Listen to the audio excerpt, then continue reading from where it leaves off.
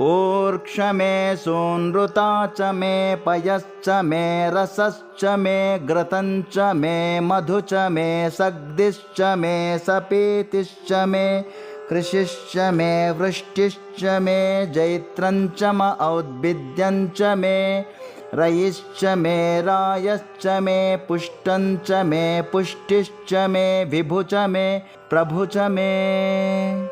నాకు ఆహారము, పాలు, పండ్ల రసములు, నెయ్యి, తేనెలను భగవంతుడు ప్రసాదించుగాక. నాకు అన్ని చోట్ల మర్యాదతో కూడిన ఆతిథ్యం లభించుగాక. ఉత్తముల పక్కన కూర్చుని ఆహారము స్వీకరించు భాగ్యము నాకు లభించుగాక.